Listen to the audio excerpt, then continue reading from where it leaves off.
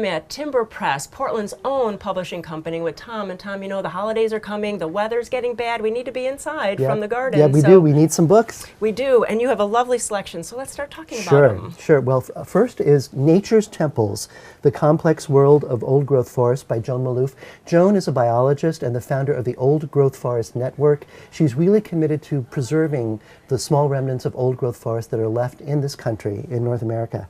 And this is a fascinating book because she explains in very non-technical language just how rich and complex these ecosystems are, and they're amazing. And chapter by chapter, she talks about the insects, the birds, the mammals, the invertebrates that all go to make this rich, lush, complex ecosystem. And at the very end, she talks about why old growth forests are important to people.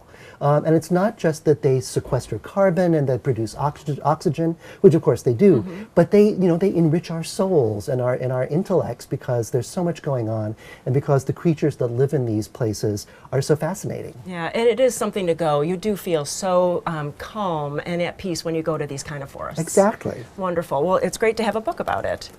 And then, well, we have to talk about wildlife. Sure. Wildlife Spectacles, Mass Migrations, Mating Rituals, and Other Fascinating Animal Behaviors by Vladimir Dinets, again another biologist, who has explored the fascinating phenomena we see in the natural world. Mass migrations of animals, mating rituals, survival strategies, feeding strategies of all sorts of animals, birds, mammals, insects, fish. And he's really examined these in detail. In fact, there's a little section on the Vox's swifts right here in Portland at the Chapman School, but he really explains to you why these behaviors take place. And at the end of each chapter, there's a section on where you can go to observe all these fascinating behaviors. Oh, that would be cool. Yeah. Very nice. And so we have something, too, for the craftspeople. Yes, if you're crafty. Viewers. Plant Craft, 30 Projects That Add Natural Style to Your Home by Caitlin Atkinson. Caitlin is a floral designer at Flora Gardens in San Francisco, one of the coolest garden centers in the country. And Caitlin has got a great eye, and she has put together 30 projects that you can do yourself involving both dried and living plants. All sorts of fascinating things. You know how putting living plants on your wall has become such a thing? Well, she's got several projects that show you how to do that. Beautiful swags you can put on your mantelpiece, wreaths you can make, all sorts of terrarium kind of projects, and you get detailed instructions about each one. Some assembly is required, although it's not like trying to build an IKEA shelf. Much easier than that. But all the materials you need, and the styling is really modern and clean and interesting, and I think lots of people will really find these projects really fascinating and fun. Yeah, and even to give as Christmas gifts. Exactly. Great. This is going to be the coolest one, though. Yes. The Bowl Dry Garden, Lessons from the Ruth Bancroft Garden. Ruth Bancroft is a wonderful woman. She is now 108, still with us. She created this beautiful dryland garden in the East Bay, in the Bay Area. And this is the story of the creation of that garden, which is now owned and run by the Garden Conservancy. So anyone can visit.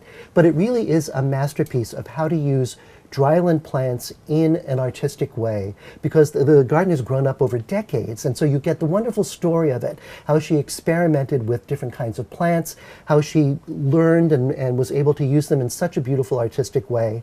And also you get profiles of the various plant groups that she's used. So if you want to try to create some of these spectacular effects in your own garden, you can do that. But the center of the book is this wonderful story about the creation of the garden and how she persisted and really made this beautiful, drought-tolerant masterpiece. What a testimony to a gardener, and to remind us we can do it in our own yard, too. Exactly. And then what is this last one for us? This last one is a great garden gifty book for the gardener. Garden Flora by Noel Kingsbury, The Natural and Cultural History of the Plants in Your Garden.